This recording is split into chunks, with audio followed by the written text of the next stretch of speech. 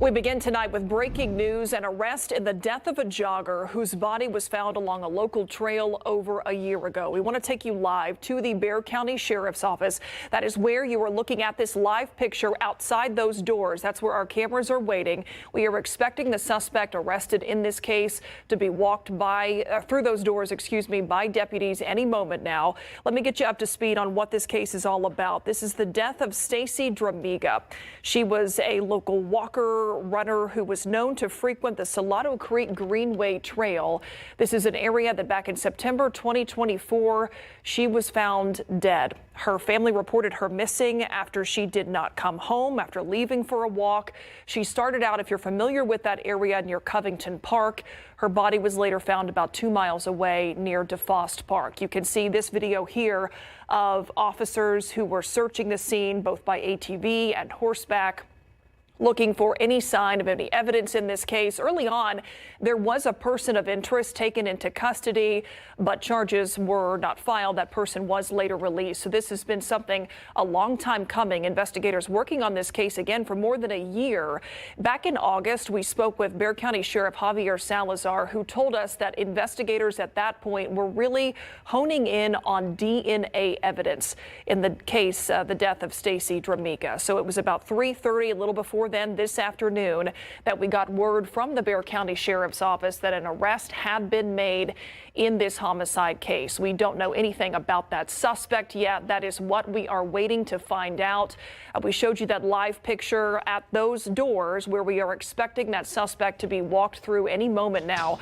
Our Zaria Oates and photojournalists, both our teams, they are out there right now waiting to get information on who this suspect is, what the charge is that they are facing, and how investigators believe they are connected to this case. As soon as we have more information, we will bring you the very latest details. Again, you can keep it right here throughout this newscast, and of course always on KSAT.com. Again, arrest in the death of a jogger who was found dead back in September of 2024. We do have other news that we want to get to, because today we did see a heavy police presence on the west side of San Antonio. 2 San Antonio police officers now recovering after being shot outside of a west side motel. This happened about 8:30 this morning. Our Dylan Collier has spent the day tracking down the identity of the suspect who died at that scene. Dylan, what have you been able to learn today? Myra, San Antonio police identified the man who they say started this gunfight as 36-year-old Odon Paul Bustos. And we took a long look at his criminal history. Records we've compiled over the last couple of hours from multiple agencies show Bustos had a criminal history in Bexar County dating back to 2009, and that he had been arrested at least 12 times here in Bexar County and in other parts of the state. Bustos had convictions for felony drug possession, being a felon in possession of a firearm, and family assault. We've also confirmed, and this is an important point, that Bustos had multiple cases filed against him in Bexar County, dismissed in 2024. Bustos was a parolee, meaning he spent time in the state prison system. At the time of his death this morning, he was wanted on a warrant issued by the Texas Parole Board. Bustos was also wanted on a warrant out of Dimmitt County, a couple of hours southwest of San Antonio, for obstructing a court order. And the Bexar County Sheriff's Office issued a warrant for Bustos' arrest less than a month ago for aggravated robbery. And it seems a 911 hang-up call put San Antonio police in this situation, one where officers faced gunfire. Those officers pulled into a gun battle with a man outside a motel on the west side of town near Highway 90 and Military Drive. Kadrina Weber has more from the scene, explaining how police say that call and the calamity that followed are all connected. According to Police Chief William McManus, there's still a lot they don't know about what happened here. But he says it appears a woman who called 911 before 8:30 in the morning somehow had ties to the man who later fired at the officers. It was very scary because we didn't hear any shots. We didn't hear anything. This woman stopping off for a breakfast taco was startled by a sudden parade of people rushing toward the motel next door. All these police cars just started showing up. The ambulance showed up. They were quick on the scene for reports of a gun battle in the Ramada Inn parking lot near Highway 90 and Military Drive. When it was over, 2 officers were wounded, reportedly while exchanging gunfire with a man who was shot dead. He told the officers, "I'm not going back to prison. I'm not going back to jail." And at that point, he started running, and as he was running, he started pulling at his waistband. Chief William McManus told news crews the man then pulled out a gun and started firing. He says the officers had first noticed him taunting them from the other side of the fence. That was around the same time when someone else at that motel called 911 and hung up. There was a female calling. She was whispering. While a 911 hang-up call would usually draw police to an area to investigate, in this case, the chief says the officers were already here in this parking lot. But that call from the woman quickly took a back seat to the man who was in front of them. The big question police have now is what led to all of this. The last word we had on the officers is that both are being treated in a hospital. McManus says they each had about 5 or 6 years with the department. But as in other cases where officers fire their weapons, they most likely will be put on other duties until the investigation is complete. Reporting from the West Side, Katrina Weber, KSAT 12 News. Thanks, Katrina. We had team coverage from that scene today where 2 officers were shot. Our Patty Santos saw police talking to several witnesses at the Travel Lodge Motel. She spoke to a person who did not want to be identified. They told her they heard the shots. That's when I heard multiple shots, and I didn't really hear any like shouting or any commotion, nothing like get on the ground or anything like that. Just one shot, and then I heard multiple shots after that. And then that's when I went outside. I saw one cop checking on, somebody laying on the ground. They were kind of pacing back and forth. They were kind of running too, back and forth, and it seemed like they were kind of panicking. And then that's when everybody just started coming in. We also spoke with the San Antonio Police Officers Association about today's shooting, and they are frustrated. President Danny Diaz pointing out that 20 San Antonio police officers have now been shot the past 3 years. We will have that interview later on the news at 6. Myra, back to you. 20, Dylan. Glad those officers wounded today are expected to recover. Thanks, Dylan. Let's take a look at traffic out there right now. Loop 410 at Blanco. You can see here the westbound lanes very backed up, both on the main lanes, on the access road, on the on-ramp, all of the above. Other direction, eastbound seems to be moving just fine, but those drivers headed into the sunshine, slow going for them at this hour. Adam, plenty of sunshine out there, but the temperatures, that's what we keep watching. We're waiting for those to drop. Yeah, we're waiting. And we need a lot of patience. We've been very patient, don't get me wrong. There's a lot of patience around South Central Texas, but we still have to wait it out longer. We are on track so far to have the warmest October on record. If it were to end today, our average temperature would be 79.9. And so far, the warmest October was last year at 78.5 degrees. So actually a pretty large gap, climatologically speaking. And look at the trend going forward. Average high is 83. We'll be right around 90 degrees and even in the lower 90s at times. So about 90 plus or minus a degree or two pretty much every day for the next 7 to 10 days. There's a slight chance of a little drop, even more so than what we're indicating here in the upper 80s. Possibly even more of a drop by next Tuesday, Wednesday. We'll keep an eye on that, but we're looking for rain. We'll talk about those chances in just a bit. All right, Adam, thank you. Now to the trial of 3 former SAPD officers who shot and killed a woman experiencing a mental health crisis. For the 3rd day in a row now, the first officer who got to the scene that night that Melissa Perez was killed took the stand. To be clear, that officer is not on trial in this case. The jury saw body camera video once again from that night. At one point today, the defense played video that showed an officer trying to climb through Perez's window before she came at him with a hammer.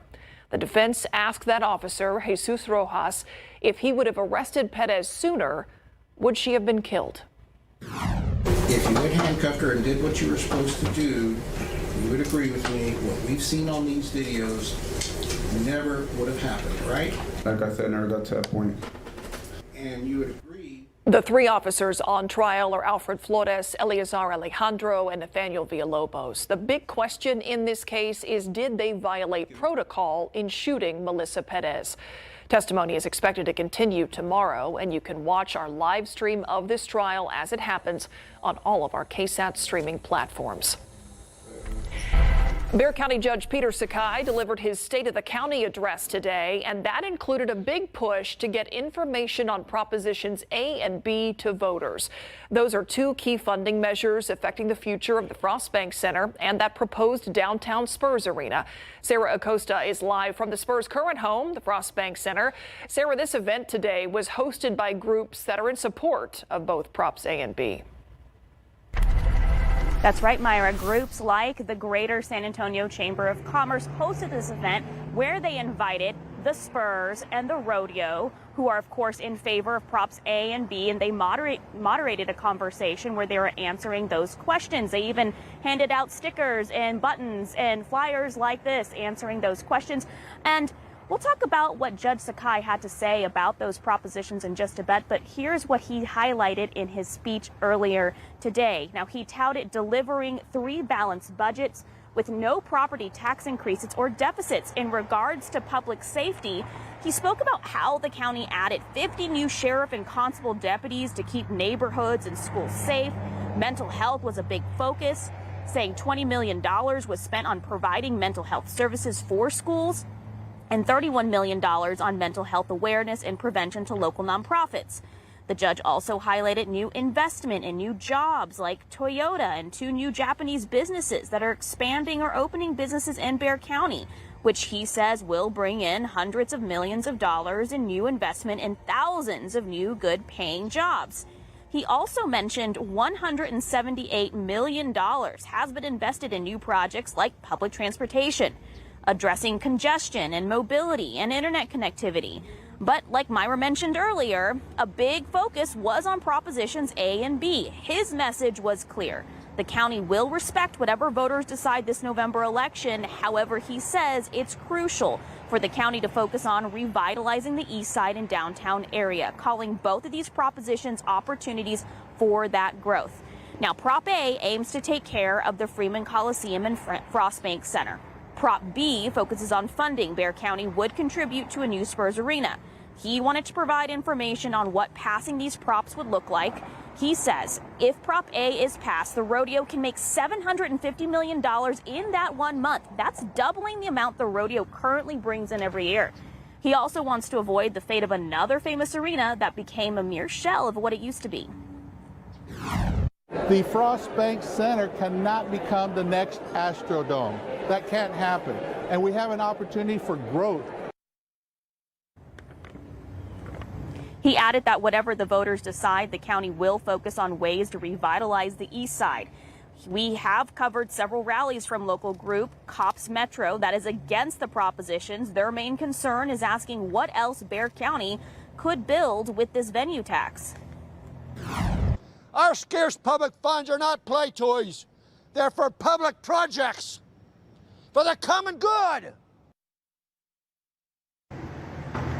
Sakai did reiterate the ways the venue tax can be used are limited by state law to venues and tourism purposes. Prop B would approve $311 million toward the proposed Spurs Arena. The judge spent time clearing up any confusion on who would pay for this, saying that the money from both props will come from a hotel and car rental tax, not property taxes. Now go ahead and take out your phone and scan this QR code you see right next to me on your screen. It's going to take you to a list of things that we've compiled, everything you need to know before you head out to the polls this election season. And remember, early voting starts on Monday and goes through October 31st. And of course, Election Day is November 4th. Live from the east side, I'm Sarah Acosta, KSAT 12 News. Myra? Sarah, thank you. We are continuing to monitor this breaking news, still waiting and watching those doors at the Bexar County Sheriff's Office to get information on a suspect who has been arrested in the death of a woman who was found along a local trail. We're going to keep tabs on this and make sure that we bring you the very latest. We're going to take a quick break. We'll be right back.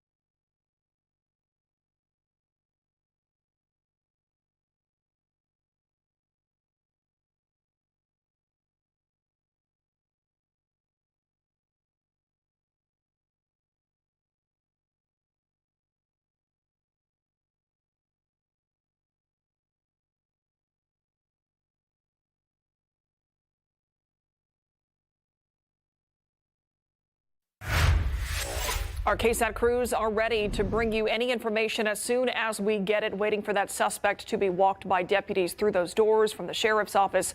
Once again, an arrest we are following. News of that late this afternoon, an arrest in the case of Stacy Dramiga. She was a jogger, a walker who was found dead along the Salado Creek Greenway Trail in September of 2024. As soon as we get that update, we will, of course, be sure to bring it to you right here. For now, let's take a look outside. Right now, we want to get an update on the forecast. Adam Caskey, it is still warmer than we would like. Yeah, we talked earlier about patience, and we're going to need more of it in terms of waiting for that first real fall-like cool front or cold front that would be meaningful. Now, this is interesting, and we talked a little bit about this yesterday, but I want to reiterate this. When it comes to the first morning below 60 degrees, on average, we get that about September 26th. The latest that has ever happened is October 22nd. The coolest we've been so far is 63 degrees. And we're going to be above that. We're going to be in the mid 60s to even near 70 all the way through the rest of this week, the weekend, and early next week. Notice October 22nd, we're expecting the lower 60s at that point with the off chance of a cold front to dip us into the upper 50s. That's what we're watching next, but it wouldn't surprise me if 2025 goes down in the books as the year where we've had the latest first sub 60 degree morning. Tomorrow morning, 66 in town. Some upper 50s in the hill country again, but for the most part, low to mid 60s around most of the area. Now, you take a look at the satellite and radar, the activity out there, big upper level counterclockwise swirl over Nevada, moving into Utah as well. Higher elevation snow associated with that. That's a big weather maker and the kind of weather maker we need and we could really use around here. And sometimes these dig southward and bring us rain. This one can't do that. Upper level high, big blue H, it's overhead and it's blocking out all that moisture and rain making energy. And you look at the rainfall potential with the active systems, there could be a little bit somewhere around Texas as we get on into the weekend and even early next week, but odds do not favor rainfall around here. I think coastal showers would be the most likely scenario by Friday afternoon and Friday evening. That's about it. On pace for the driest October on record. The driest yet is 1952, where we had just a trace of rain. That's less than 1/100th of an inch, but more than nothing. So far this year, we've had absolutely nothing. And notice how last year was the second driest with only 1/100th of an inch officially at the airport.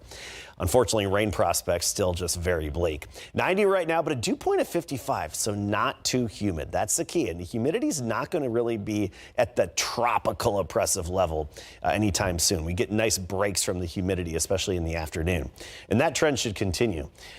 Eagle Pass at 90, Shirts 90, Leon Springs 89, 91 New Braunfels, 90 in Windcrest, just more of this unseasonably warm October weather.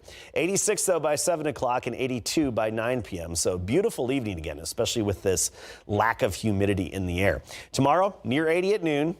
89 for the high temperature, so another day will be right near 90. Today, actually, our high temperature was 91, and tomorrow will be a few degrees within that. And we're not expecting any big variation anytime soon. You look at the extended forecast, and mornings 60s to near 70, afternoons close to 90, give or take. Just the off chance of dropping temperatures a bit by next Wednesday time frame because of a cool front, a potential cool front. So that's what we'll be watching. Otherwise, unfortunately, generally dry. We'll be right back.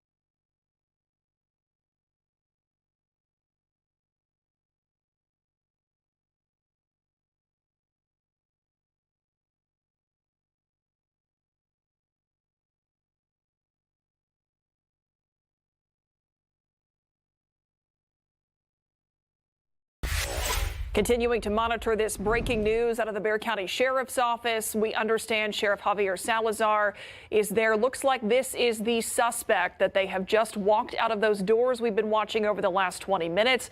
This again believed to be a suspect in the death of Stacy Dramiga. She was a woman found dead along the Salado Creek Greenway Trail in southeast Bexar County in September of 2024. This has been a long time coming. We showed you video earlier of how intensely investigators searched that area looking for a suspect. We had heard from the sheriff about 2 months ago that they were using DNA evidence to really hone in on this investigation and potentially find the person they believe to be responsible. It looks like, as we still await word from the sheriff on who this person is, how county investigators believe he is connected to the death of Stacy Dramiga. It looks as if this is the suspect. Again, the first person to be arrested in this case. There was very early on, after Dramiga's body was found, a person of interest who was taken into custody. No charges filed. That person was later released. We heard from the sheriff again earlier this afternoon, about 2 hours ago on the nose from where we are now, that an arrest had been made in the Stacy Dramiga homicide, again from September of 2024. This was the area that was affected by all of this. It's a very popular area if you are familiar with it, for bikers, for joggers, for walkers. Stacy Dramiga, the woman whose picture you just saw there, she was someone known to take long walks in that area. I believe it happened over a weekend. She was found after not reporting home, not coming home. Her family reported her missing, and she was found near DeFost Park. Again, here's a map along the Salado Creek Greenway Trail. We're trying to get more information about who this suspect is and the charges they are facing. We're going to take a quick break, gather that info, and bring it to you.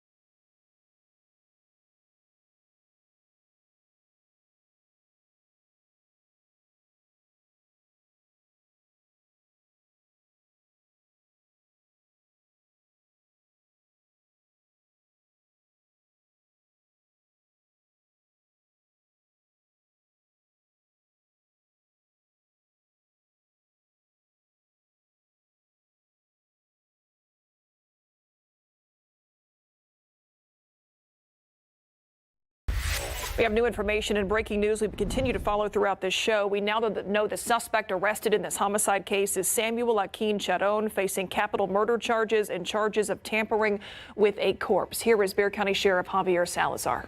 Between her residence and where she was ultimately found, the search was begun along the Salado Creek Greenway trails.